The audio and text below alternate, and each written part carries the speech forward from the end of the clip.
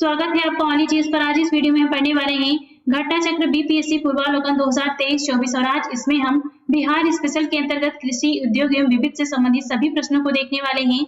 इस बुक में दिए गए अन्य टॉपिक से संबंधित वीडियोस देखने के लिए आप हमारे चैनल की प्लेलिस्ट में जाके वहां से बाकी की वीडियोस देख सकते हैं। तो चलिए हम वीडियो शुरू करते हैं।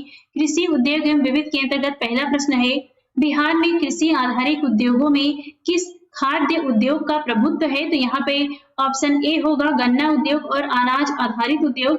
ए और बी दोनों सही है, इस प्रकार हमारा आंसर डी होगा उपयुक्त में से एक से अधिक। बिहार में दो सबसे महत्वपूर्ण कृषि आधारित उद्योग अनाज आधारित उद्योग तथा गन्ना उद्योग है। विदित हो कि बिहार के आर्थिक सर्वेक्षण 2022-23 के अनुसार अचल पूंजी, रोजगार, निर्गत एवं सकल मूल्यवर्धन के दृष्टिकोण से शीर्ष 5 उद्योग खाद्य उत्पादों, अन्य अलौह खनिज उत्पादों, वस्त्रों, निर्मित धातु उत्पादों तथा रबर एवं प्लास्टिक उत्पादों के हैं। बिहार राज्य के सकल राज्य मूल्य वर्धित में कृषि और संबद्ध क्षेत्रों का योगदान वित्तीय वर्ष 2017-18 में था। तो यहाँ पे ऑप्शन ई सही होगा। इसके बारे में नीचे देख लेते हैं।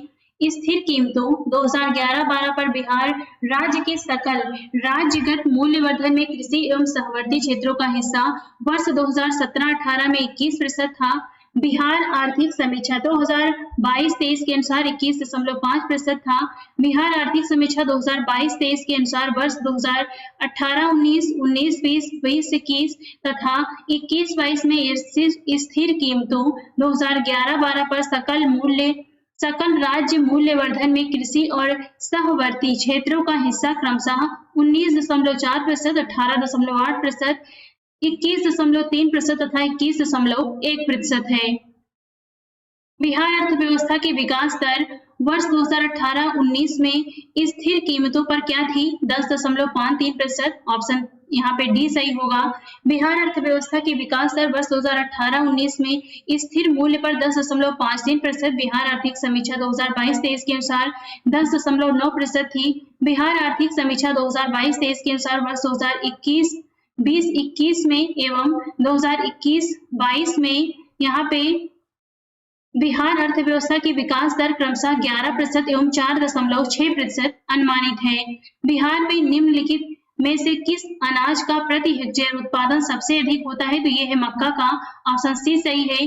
बिहार आर्थिक सर्वेक्षण 2019-20 के अनुसार 2018-19 में बिहार में उपर्युक्त फसलों की उत्पादकता किलोग्राम प्रति हेक्टेयर इस प्रकार है। चावल 1948, गेहूं 2998, मक्का 4771, जौ 1990। बिहार आर्थिक सर्वेक्षण 2020-21 के अनुसार वर्ष 2019-20 में कुल चावल उत्पादन का 2245 किलोग्राम प्रति हेक्टेयर, गेहूं का उत्पादन 2595 किलोग्राम प्रति हेक्टेयर, मक्का का उत्पादन 5193 किलोग्राम प्रति हेक्टेयर तथा जौ का उत्पादन 1369 किलोग्राम प्रति हेक्टेयर हुआ है। इस प्रकार दोनों वर्षों में मक्का का सर्वाधिक उत्पादन हुआ। बिहार आर्थिक सर्वेक्षण 2022-23 के अनुसार 2021-22 में चावल की उत्पादकता 2496 किलोग्राम प्रति हेक्टेयर, गेहूं की उत्पादकता 3078 किलोग्राम प्रति हेक्टेयर, मक्का की उत्पादकता 5236 किलोग्राम प्रति हेक्टेयर तथा जौ की उत्पादकता 1779 किलोग्राम प्रति हेक्टेयर रही है। उत्पादन क्षेत्र की दृष्टि से बिहार में शीर्ष श्रेणी रैंकिंग की दालें कौन सी हैं? मूंग और मसूर। ऑप्शन सी सही है।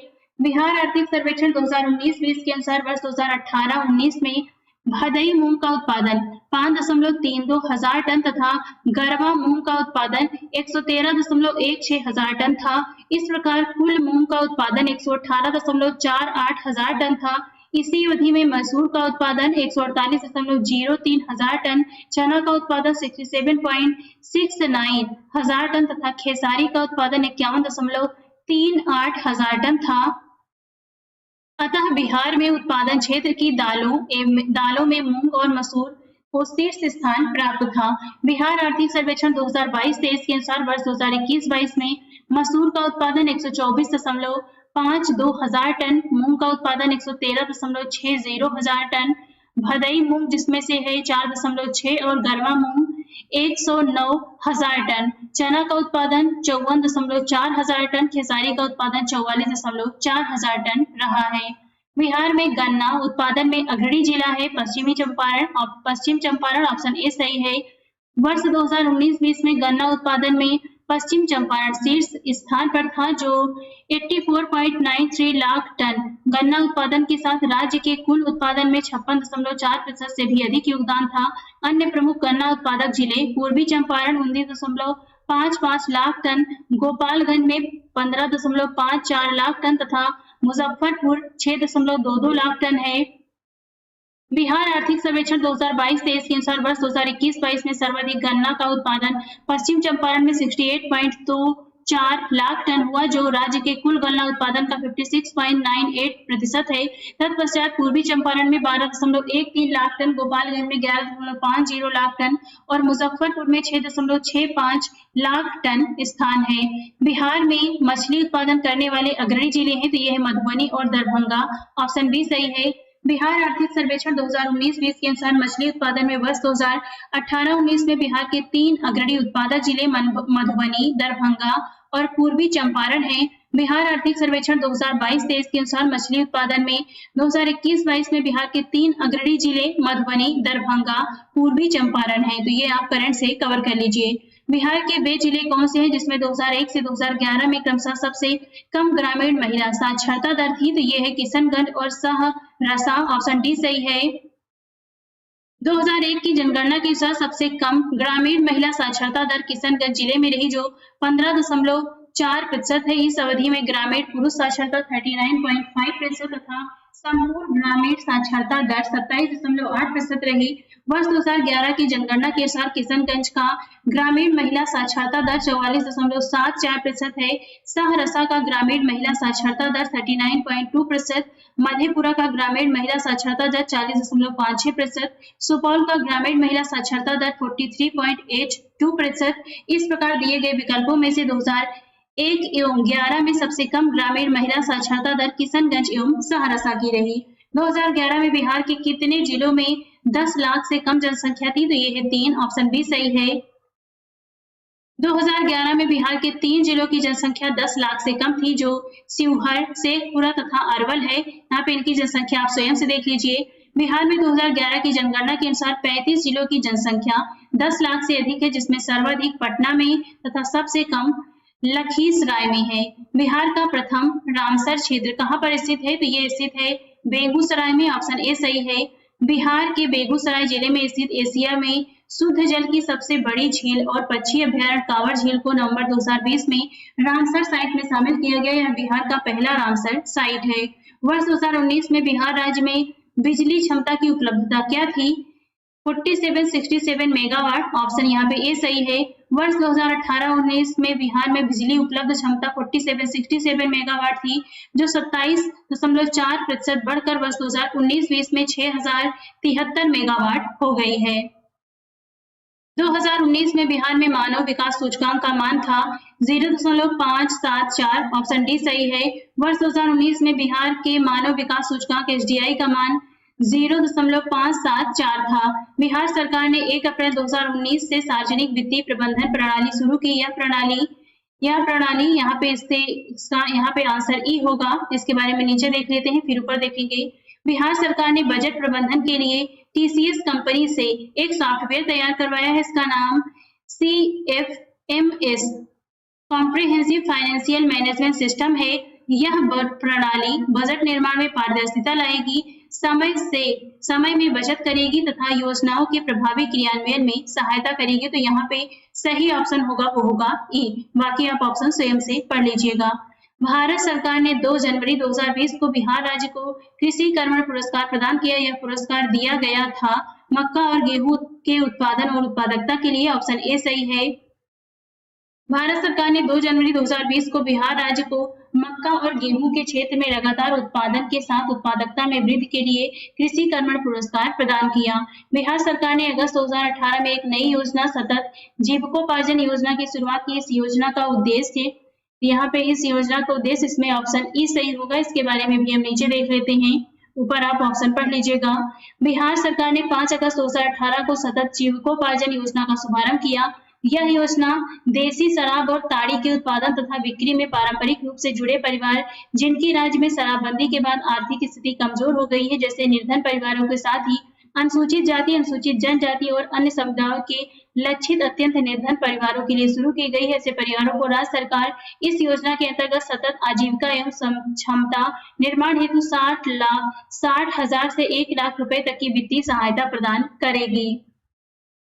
बिहार सरकार के 7 निश्चयों में से निम्न में से कौन सा सम्मिलित नहीं है? महिला रोजगार, साफ पीने का पानी, सभी परिवारों को बिजली की आपूर्ति, तो इसमें बाल कल्याण शामिल नहीं है। ऑप्शन डी सही है।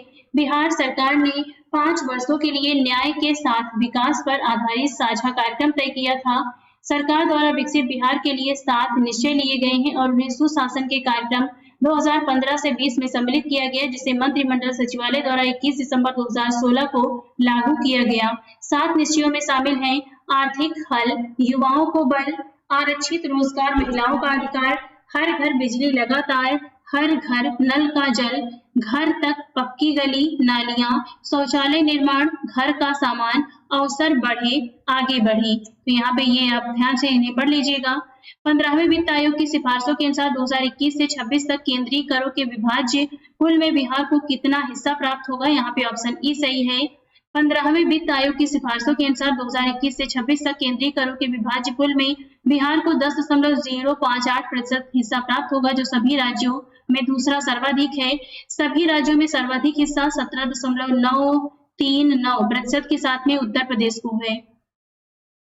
डिजिटल बिहार कार्यक्रम के तहत कौन से छात्र 2021-22 से कंप्यूटर शिक्षा और प्रशिक्षण प्राप्त कर सकेंगे? तो इसमें ऑप्शन ई सही है। इसके बारे में नीचे देख लेते हैं। डिजिटल बिहार कार्यक्रम के तहत 6ठी कक्षा से लेकर ऊपर तक की सभी कक्षाओं के विद्यार्थी कंप्यूटर शिक्षा और प्रशिक्षण प्राप्त करेंगे। बिहार सरकार को डिजिटल इंडिया अवार्ड 2020 किस लिए दिया गया था? ये दिया गया कोविड-19 लॉकडाउन के दौरान बिहार के बाहर फंसे लोगों को सेवाएं प्रदान करने के लिए। ऑप्शन यहाँ पे डी सही है। कोविड-19 के दौरान बिहार सरकार द्वारा अपने नागरिकों को विभिन्न प्रकार की सहायता उपलब्ध कराने के लिए तत्कालीन राष्ट्रपति रामनाथ कोविंद ने बिहार सरकार, मुख्यमंत्री सचिवालय, आपदा प्रबंधन विभाग और राष्ट्रीय सूचना विज्ञान केंद्र को डिजिटल इंडिया अवार्ड 2020 प्रदान किया। बिहार में वर्ष 2021-22 के लिए पेश किए गए बजट में प्रस्तावित नया मंत्रालय किस पर केंद्रित है? तो इसके बारे में भी हम नीचे देख लेते हैं। वर्तमान में बिहार राज्य में ITI का संचालन श्रम संसाधन विभाग तथा पॉलिटेक्निक संस्थान का संचालन विज्ञान एवं प्रौद्योगिकी विभाग के द्वारा किया जाता है, जिससे दोनों क्षेत्रों में समन्वय स्थापित करना आसान नहीं होता। इसलिए समन्वय स्थापित करने तथा कौशल एवं उद्यमिता विकास हेतु बिहार बजट 2021-22 में एक अलग विभाग स्किल डेवलपमेंट एवं उद्यमिता विभाग के गठन की घोषणा की गई थी। हालांकि प्रश्न में मंत्रालय शब्द दिया गया है, जिसके अनुसार इस प्रश्न का उत्तर विकल्प ई हो सकता है, लेकिन मंत्रालय का तात्पर्य यदि विभाग से हो तो इसका उत्तर विकल्प डी हो सकता है। तो यहाँ पे आपके देख लीजिए। बिहार के आर्थिक सर्वेक्षण 2021-22 के अनुसार गलत कथन को चुनिए। तो इसमें से गलत कथन बताना है। बिहार में प्राथमिक क्षेत्र में 2.3% की दर से वृद्धि हुई थी। बिहार में द्वितीयक क्षेत्र में 4.8% की दर से वृद्धि हुई। तृतीयक क्षेत्र में 8.5% की उच्चतम दर से बढ़ा था। तो यहाँ पे बिहार के प्राथमिक क्षेत्र में 2.8% की वृद्धि हुई थी। तो यहाँ पे डी होगा आंसर। बिहार आर्थिक समीक्षा 2021-22 के अनुसार 2016-17 से 2021-22 तक की अवधि में प्राथमिक क्षेत्र की वृद्धि दर 2.3% रही। द्वितीयक क्षेत्र की मध्यकालिक वृद्धि दर 4.8%, तृतीयक क्षेत्र में वृद्धि दर सर्वाधिक 8.5% रही। बिहार के इतिहास में पहली बार राज्य का आर्थिक सर्वेक्षण प्रस्तुत किया गया सुशील मोदी के द्वारा। ऑप्शन सी सही है। मार्च 2007 में बिहार के इतिहास में प्रथम बार आर्थिक सर्वेक्षण तत्कालीन उप मुख्यमंत्री एवं राज्य के वित्त मंत्री सुशील कुमार मोदी ने प्रस्तुत किया। वर्ष 2022-23 का आर्थिक सर्वेक्षण एवं बजट भी वर्तमान उप मुख्यमंत्री सह वित्त मंत्री विजय कुमार चौधरी द्वारा प्रस्तुत किया गया। बिहार में मानव विकास उप मिशन के अंतर्गत कितने विभाग शामिल हैं? तो ये हैं 7। ऑप्शन बी सही है। बिहार में मानव विकास उप मिशन के अंतर्गत 7 विभाग शामिल हैं, जो निम्न हैं। स्वास्थ्य विभाग, शिक्षा विभाग, समाज कल्याण विभाग, अनुसूचित जाति जनजाति कल्याण विभाग, पिछड़ा वर्ग एवं अति पिछड़ा वर्ग कल्याण विभाग, अल्पसंख्यक कल्याण विभाग, आपदा प्रबंधन विभाग। बिहार सरकार के द्वारा कर्मचारियों के वेतन एवं पेंशन पर अपने समस्त संसाधनों का कितना प्रतिशत व्यय किया जाता है? उपरोक्त में से कोई भी विकल्प सही नहीं है। बिहार लोक सेवा आयोग द्वारा प्रकाशित उत्तर पत्रक में इस प्रश्न के उत्तर को तारांकित किया गया है। बिहार राज्य विभाजन पूर्व में कितने औद्योगिक क्षेत्र विकास प्राधिकरण थे? ये थे 6, आदित्यपुर, बोकारो, पटना, रांची, दरभंगा एवं मुजफ्फरपुर। ऑप्शन ए सही है।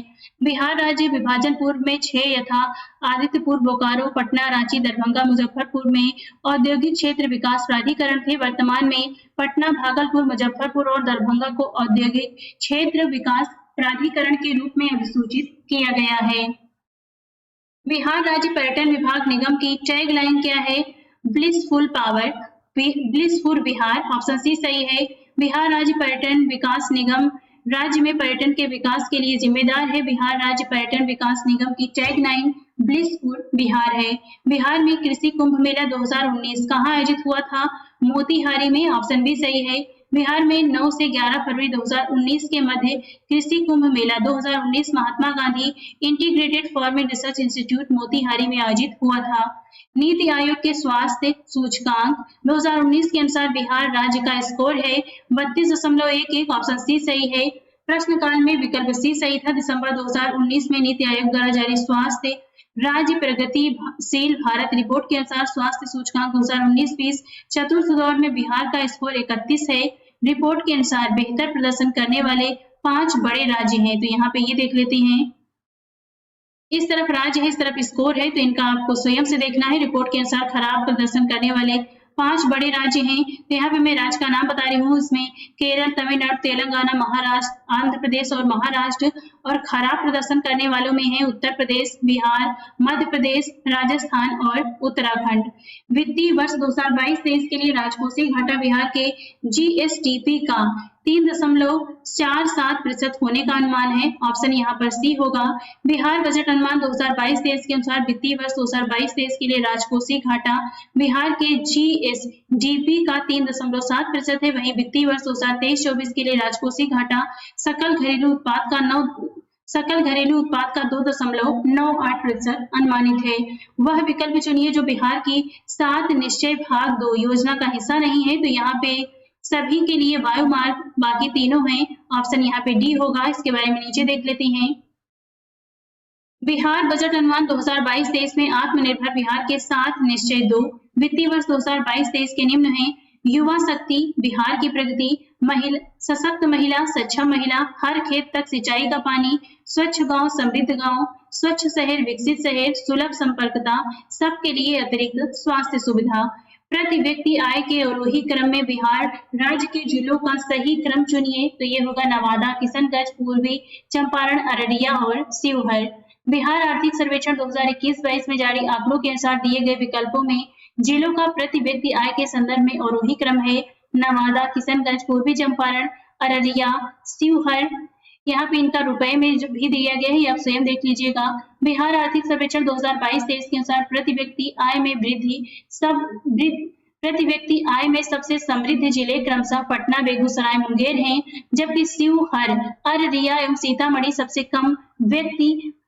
कम प्रति व्यक्ति आय वाले जिले हैं। 21 सितंबर 2020 को वीडियो सम्मेलन द्वारा किस राज्य में घर तक फाइबर योजना प्रारंभ की गई? तो ये है बिहार। ऑप्शन सी सही है। 21 सितंबर 2020 को वीडियो कॉन्फ्रेंस के माध्यम से बिहार में घर तक फाइबर योजना प्रारंभ की गई। गरीब कल्याण रोजगार अभियान बिहार के किस जिले से प्रधानमंत्री द्वारा 2020 में शुरू किया गया? तो ये है खगड़िया। ऑप्शन डी सही है।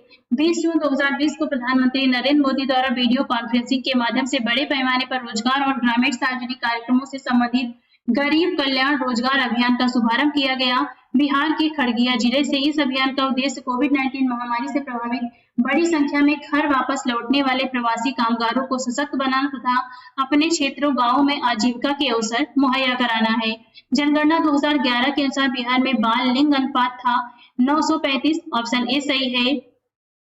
वर्ष 2017-18 के दौरान बिहार में तृतीय क्षेत्र की विकास दर थी 14.6% ऑप्शन बी सही है। बिहार आर्थिक समीक्षा 2018-19 के अनुसार 2017-18 के दौरान बिहार में तृतीय क्षेत्र की विकास दर स्थिर 2011-12 कीमतों पर चालू कीमतों पर क्रमशः 14.6% एवं 17.9% थी। बिहार की आर्थिक समीक्षा 2022-23 के अनुसार 2021-22 में स्थिर मूल्यों पर प्राथमिक एवं द्वितीयक एवं तृतीयक क्षेत्रों की विकास दर क्रमशः 9.6%, 3.8% एवं 13.3% थी। वर्ष 2017-18 में मौजूदा कीमतों पर बिहार राज्य का सकल राज्य घरेलू उत्पाद था। यहाँ पे ये दिया गया है 4,87,628 करोड़ रुपए। ऑप्शन यहाँ पे ए है। प्रश्न काल में विकल्प ए सही था। वर्तमान में बिहार आर्थिक समीक्षा 2022-23 के अनुसार चालू एवं स्थिर कीमतों पर बिहार राज्य का सकल राज्य घरेलू जीएसडीपी वर्ष 2022-23 में क्रमशः 675.45 हजार करोड़ रुपए एवं 428.06 हजार करोड़ रुपए था। बिहार में कृषि और ग्रामीण विकास के लिए किस प्रकार के बैंक स्थापित करने का प्रस्ताव है? कृषि यंत्र बैंक। ऑप्शन बी सही है। अक्टूबर 2021 में बिहार के मुख्यमंत्री नीतीश कुमार द्वारा शुरू की गई रबी महाअभियान के समय किसानों को आधुनिक तरीके से खेती करने हेतु जरूरी कृषि यंत्रों के लिए 13 जिलों में 328 कृषि यंत्र बैंक स्थापित करने की घोषणा की गई थी। 2021-22 के दौरान बिहार में राजकोषीय घाटा किस प्रकार अनुमानित है? 22,511 करोड़ रुपए। ऑप्शन ए सही है। बिहार बजट अनुमान 2021-22 के अनुसार वर्ष 2021-22 में राजकोषीय घाटा 22,511 करोड़ रुपए अनुमानित था, जबकि बजट अनुमान 2022-23 के हेतु यह 25,567.83 करोड़ रुपए अनुमानित है, जो राज्य सकल घरेलू उत्पाद का 2.98% है। बिहार में अप्रैल-जून 2018 के दौरान किस क्षेत्र में सर्वाधिक एफडीआई इक्विटी अंतर्प्रवाह को आकर्षित किया? तो प्रमाणित स्रोत के अभाव के कारण बिहार लोक सेवा आयोग ने इसे निरस्त कर दिया है। बिहार की उस योजना का नाम बताएं जो निर्यातोन्मुखी इकाइयों की स्थापना के लिए अपेक्षित उच्च स्तरीय और संरचनात्मक सुविधाओं के निर्माण पर ध्यान देती है। तो ये है export promotion industrial park. Option B सही है। बिहार सरकार के वाणिज्य एवं उद्योग मंत्रालय द्वारा विकसित निर्यात संवर्धन औद्योगिक park export promotion industrial park एक से अधिक उत्पादन निर्यात प्रसंस्करण क्षेत्र है, जो कि हाजीपुर में स्थित है। यह निर्यातोन्मुखी इकाइयों के लिए अपेक्षित उच्च स्तरीय और संरचनात्मक सुविधाओं के निर्माण पर ध्यान देती है। बिहार राज्य की शिशु मरणांक दर है, तो यह है झारखंड से अधिक। ऑप्शन यहाँ पे ए सही है। प्रश्न काल में बिहार में शिशु मृत्यु दर प्रति 1000 जन्म पर 54 थी, जो इस संदर्भ में झारखंड 46 से अधिक थी। अखिल भारतीय स्तर पर 53 से भी अधिक थी। बिहार में वर्ष 2019 में शिशु मृत्यु दर प्रति जन्म पर 29, जबकि अखिल भारतीय स्तर पर शिशु मृत्यु दर 30 तथा झारखंड में यह 27 है। 2001 जनगणना के अनुसार बिहार राज्य भारत का तीसरा सबसे बड़ा राज्य है। ऑप्शन बी सही है। 1991 की जनगणना के अनुसार संयुक्त बिहार झारखंड सहित की जनसंख्या 8.637 करोड़ थी, जो उत्तर प्रदेश की जनसंख्या 13.62 करोड़ के पश्चात सर्वाधिक थी। इस प्रकार वर्ष 1991 में बिहार भारत का दूसरा सबसे अधिक जनसंख्या वाला राज्य था। 2001 की जनगणना के अनुसार बिहार भारत का तीसरा सबसे अधिक जनसंख्या वाला राज्य था। 2011 की जनगणना अनुसार भी बिहार तीसरा स्थान था बिहार का। इस क्रम में उत्तर प्रदेश एवं महाराष्ट्र का स्थान क्रमशः पहला और दूसरा है। 2011 की जनगणना के अंतिम आंकड़ों के आधार पर सर्वाधिक जनसंख्या वाले 5 राज्य इस प्रकार हैं। तो पहले स्थान पर है उत्तर प्रदेश, यहाँ पे कितनी जनसंख्या है ये आपको स्वयं देखना है। दूसरे पे महाराष्ट्र, तीसरे पे बिहार, चौथे पे पश्चिम बंगाल और 5वें स्थान पर आंध्र प्रदेश है। देश की जनसंख्या के संदर्भ में बिहार राज्य का स्थान वर्ष 2011 की जनगणना के अनुसार क्या है? तृतीय। ऑप्शन ए सही है। गुल्लक बच्चा बैंक कहाँ है? पटना में। ऑप्शन बी सही है। गुल्लक बच्चा बैंक गरीब बच्चों का एक सामूहिक बैंक है जो पटना में स्थित है। इसमें पटना के स्लम बस्ती के 500 से अधिक बच्चे अपनी बचत के 5-10 रुपए जमा करते हैं और इन पैसों को अपनी शिक्षा के अलावा अन्य आकस्मिक जरूरतों के लिए इस्तेमाल करते हैं। यह बैंक बिहार सरकार के मानव संसाधन विकास विभाग की संस्था किलकारी बिहार के जरिए संचालित होता है। इस बैंक का संचालन बैंक के द्वारा किया जाता है। बिहार राज्य में गरीबी रेखा के नीचे लोगों की अधिकतम संख्या होने का कारण है भूमि सुधारों की असफलता, राजनैतिक इच्छा का अभाव, श्रमिक वर्ग का अधिक संख्या, इनमें से सभी। ऑप्शन डी सही है। बिहार राज्य भारत के सर्वाधिक गरीब राज्यों में से एक है। बिहार की इस गरीबी का प्रमुख कारण राज्य में भूमि सुधारों की असफलता रही है। भूमि सुधार की इस असफलता के पीछे मुख्य कारण राजनीतिक इच्छा का अभाव रहा है। पुनः औद्योगिक रूप से पिछड़ा राज्य होने के कारण बिहार में श्रमिक वर्ग की संख्या भी काफी अधिक है। अतः उपर्युक्त तीनों विकल्प बिहार के पिछड़ेपन एवं तदजनित गरीबी के प्रमुख कारण है। नेक्स्ट है, बिहार में पटसन उद्योग की पट्टी स्थित है, तो ये स्थित है यहाँ पे ऑप्शन होगा उत्तर पूर्वी बिहार मैदान में। ऑप्शन बी सही है यहाँ पे, इसमें भी केवल बी होगा क्योंकि केवल दूसरा सही है। बिहार में पटसन उद्योग मुख्यतः पूर्णिया, कटिहार, सहरसा, दरभंगा में विस्तृत है, जिसमें उत्तर पूर्वी बिहार पूर्णिया एवं कटिहार पटसन उत्पादन के प्रमुख केंद्र है। पूर्णिया बिहार में कुल जूट उत्पादन का लगभग 70% उत्पादन करता है। बिहार में पहली चीनी मिल स्थापित हुई थी, तो ये हुई थी महरौरा में। ऑप्शन ए सही है। पहली आधुनिक चीनी मिल वर्ष 1904 में महरौरा, सारण जिला में बनी है, जबकि बिहार में चीनी का पहला कारखाना 1840 ईस्वी में बेतिया में डचों द्वारा प्रारंभ किया गया था। नेक्स्ट है, बिहार का एक इस्पात कारखाना है, तो ये जमशेदपुर में है। ऑप्शन डी सही है। जमशेदजी नसवान जी टाटा ने तत्कालीन बिहार में के जमशेदपुर में इस्पात कारखाना के निर्माण हेतु स्थल का चयन किया था, जहां पर वर्ष 1907 में एक इस्पात कारखाने की स्थापना की गई। जमशेदपुर इस्पात संयंत्र भारत का सबसे बड़ा एकीकृत निजी इस्पात संयंत्र है। वर्तमान में यह झारखंड राज्य में है। छोटा नागपुर पठार की मुख्य फसल क्या है, तो यहाँ पे सही ऑप्शन होगा चावल। ऑप्शन ए सही है, इसमें से केवल पहला सही है, ऑप्शन ए होगा। छोटा नागपुर की प्रमुख फसल चावल है। इसके अतिरिक्त उपर्युक्त फसलें गौण रूप से इस क्षेत्र में उगाई जाती हैं। बिहार राज्य की मुख्य नगद फसल कौन सी है? गन्ना। ऑप्शन सी सही है। बिहार की मुख्य नकदी फसलें गन्ना, तंबाकू, जूट और मेस्ता हैं। इन सभी नकदी फसलों में मूल्य एवं उत्पादन के हिसाब से गन्ना प्रथम स्थान पर है। बिहार के किस जिले को सिल्क सिटी के नाम से जाना जाता है, तो यह है भागलपुर। ऑप्शन सी सही है।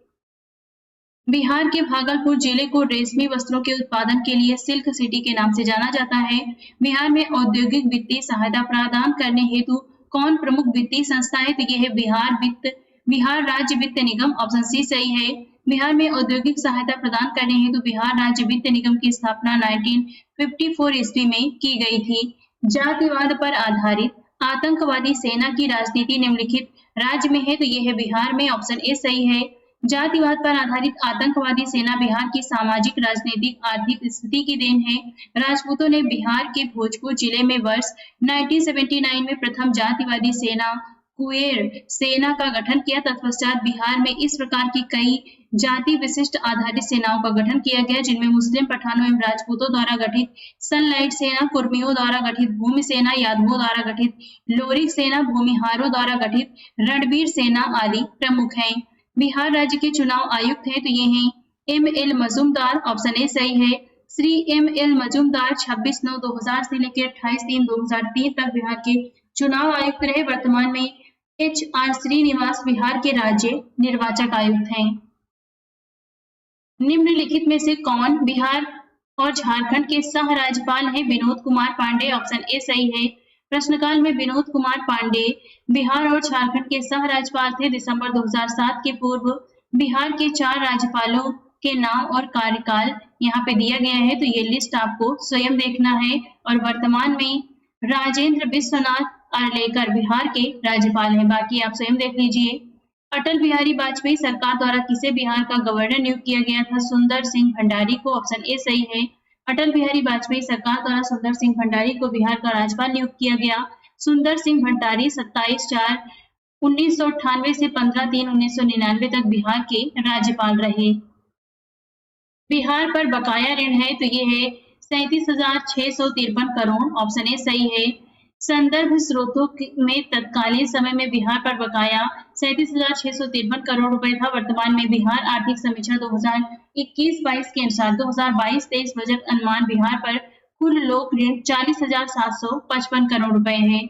केंद्रीय मंत्रिपरिषद में वर्तमान में बिहार के कितने सांसद सम्मिलित हैं? तो ये हैं, ऑप्शन यहाँ पे से डी होगा। 7 जुलाई 2021 को मंत्रिमंडल पुनर्गठन के पश्चात केंद्रीय मंत्रिपरिषद में बिहार के कुल 6 मंत्री हैं, जिसमें से 4 कैबिनेट और 2 राज्य मंत्री हैं। विगत वर्षों में बौद्ध भिक्षु बिहार में आंदोलन करते रहे हैं, नियंत्रण प्राप्त करने को गया के महाबोधि मंदिर का ऑप्शन ए सही होगा।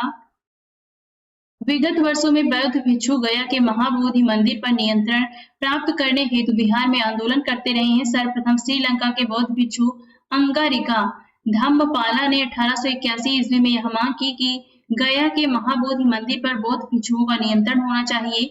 अखिल भारतीय महाबोधि मंदिर मुक्ति समिति के अध्यक्ष नागार्जुन सुराई सेराई ने संयुक्त राष्ट्र संघ के शरणार्थी उच्चायुक्त के समक्ष भी महाबोधि मंदिर पर बौद्ध भिक्षुओं के नियंत्रण संबंधी मांग रखी थी।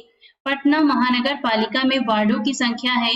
पटना महानगर पालिका में वार्डों की संख्या 75 है। पटना नगर निगम की स्थापना 15 अगस्त 1952 को पटना नगर निगम अधिनियम 1951 के द्वारा की गई। यहाँ पे कोई ऑप्शन सही नहीं है। बिहार में पागलखाना कहाँ पर स्थित है? रांची में, ऑप्शन डी सही है। बिहार में पागलखाना वस्तुतः Ranchi institute of neuro psychiatry and allied science Ranchi के कांके नामक स्थान पर अवस्थित है। वर्तमान में रांची झारखंड की राजधानी है। बिहार में लोकसभा में सांसदों की संख्या कितनी है? तो ये है 54, ऑप्शन सी सही है। तत्कालीन संयुक्त बिहार लोकसभा की जो सीटें हैं वो थी 54। 15 नवंबर 2000 को झारखंड के निर्माण के उपरांत बिहार में लोकसभा की 40 सीटें रह गई हैं। 15 नवंबर 2000 से पूर्व की स्थिति लोकसभा की 54 और राज्यसभा की 22 सीटें। 15 नवंबर 2000 के पश्चात लोकसभा की 40 सीटें तथा राज्यसभा की 16 सीटें, शेष सीटें नवनिर्मित झारखंड को हस्तांतरित हो गई। बिहार से लोकसभा सीटों की कुल संख्या है तो ये होगा 54। पुराना प्रश्न है ये। बिहार से लोकसभा के लिए कितने सदस्य चुने जाते हैं? 40, ऑप्शन डी सही है। बिहार में प्रस्तावित महिला आयोग की अध्यक्षता कौन करेगा? तो यहाँ पे ऑप्शन डी होगा। इसके बारे में हम नीचे देख लेते हैं। किसी राज्य महिला आयोग की अध्यक्ष नियुक्त होने के लिए आयोग की अध्यक्षता को विशिष्ट क्षेत्रों यथा सामाजिक कार्यकर्ता, शिक्षा, चिकित्सा विधि से होना चाहिए। वर्तमान में राज्य महिला आयोग की अध्यक्षा सुश्री दिलमणि मिश्रा है। यहाँ पे विकल्प डी होगा। जमशेदपुर किस नदी के किनारे अवस्थित है? स्वर्ण रेखा, ऑप्शन सी सही है। जमशेदपुर स्वर्ण रेखा नदी के तट पर अवस्थित है। यह टाटा इस्पात उद्योग की स्थापना की गई। इस उद्योग को पानी की आपूर्ति स्वर्ण रेखा नदी से होता है। हाल ही में बिहार से कौन सा नया राज्य बना है? तो यह है झारखंड, ऑप्शन सी सही है। किस वर्ष झारखंड अस्तित्व में आया था? 2000 में, ऑप्शन सी सही है। झारखंड बनाने के लिए बिहार को किस वर्ष विभाजित किया गया? 2000 में, ऑप्शन ए सही है। बिहार का कौन सा शहर झारखंड राज्य की राजधानी बना है? तो ये है रांची, ऑप्शन सी सही है। झारखंड राज्य स्थापित हुआ था 2000 में, ऑप्शन डी सही है। बिहार में तेल शोधक कारखाना है तो ये है बरौनी में। बिहार में बरौनी में तेल शोधक कारखाना है। रांची में भारी मशीन तथा सिंहभूमि में इस्पात उद्योग की स्थापना हुई है। बिहार के निम्न जिले में से सबसे बड़ा जिला है तो ये है गया, ऑप्शन यहाँ पे बी सही है। भारत सरकार के अनुसार संबंधित जिलों का क्षेत्रफल इस प्रकार है: पटना का, गया का, समस्तीपुर, दरभंगा। ये आप स्वयं देखिए। विकल्प के अनुसार सबसे बड़ा जिला क्षेत्रफल की दृष्टि से गया है, किंतु क्षेत्रफल की दृष्टि से बिहार का सबसे बड़ा जनपद पश्चिम चंपारण, यहाँ का है क्षेत्रफल 5228 वर्ग किलोमीटर। इनमें से कौन सा जिला झारखंड राज्य में शामिल नहीं है? तो यहाँ पे ऑप्शन डी होगा। गोंडा, रांची एवं बोकारो तीनों ही जिले झारखंड राज्य के जिले हैं। झारखंड राज्य की आधिकारिक वेबसाइट के अनुसार वर्तमान में झारखंड में जिलों की संख्या 24 है। बिहार में इस्पात प्लांट का केंद्र कहां पर है? धनबाद में, ऑप्शन ए सही है। प्रश्नकाल के दौरान बोकारो स्टील प्लांट धनबाद में ही था, अब बोकारो अलग जिला बन चुका है। यह झारखंड राज्य में स्थित है। नीचे दिए गए यहाँ पे आपको कथन कारण पढ़ना है और इसे बताना है कौन सा सही है। पहले हम कथन देखते हैं। दक्षिण बिहार उत्तरी बिहार की अपेक्षा अधिक विकसित है क्योंकि दक्षिण बिहार में उद्योगों का विकास हुआ है। तो यहाँ पे ऑप्शन ए और दो दोनों सही है और ए आर की व्याख्या करता है, ए की सही व्याख्या आर करता है। तो यहाँ पे ऑप्शन ए सही होगा क्योंकि कथन कारण दोनों सही है। वर्तमान में दक्षिण बिहार उत्तरी बिहार की अपेक्षा अधिक विकसित है, परंतु वर्ष 2000 से पहले दक्षिण बिहार अर्थात वर्तमान झारखंड उत्तरी बिहार की अपेक्षा कम विकसित था। दक्षिणी बिहार का अल्प विकास ही अलग झारखंड का निर्माण का मूल मुद्दा रहा। दक्षिण बिहार खनिज प्रधान क्षेत्र रहा, फलस्वरूप खनिजों पर आधारित उद्योगों का विकास दक्षिण बिहार में अपेक्षाकृत अधिक है। जमशेदपुर, धनबाद, बोकारो आदि दक्षिण बिहार के प्रमुख औद्योगिक नगर हैं। सुनंदिनी कार्यक्रम संबंधित है आंगनबाड़ी कार्यकर्ताओं से, ऑप्शन ए सही है। वर्ष 2021 में समाज कल्याण विभाग एवं बिहार मुक्त विद्यालयी शिक्षा एवं परीक्षा बोर्ड के संयुक्त प्रयास से आंगनबाड़ी कार्यकर्ताओं की शैक्षणिक योग्यता के सुदृढ़ीकरण एवं ऑनलाइन शिक्षा प्राप्त करने हेतु सुनंदनी कार्यक्रम की शुरुआत की गई है। तो आज इस वीडियो में बस इतना ही। इस बुक से संबंधित अन्य वीडियोस देखने के लिए आप हमारे चैनल को लाइक, शेयर और सब्सक्राइब भी कर सकते हैं।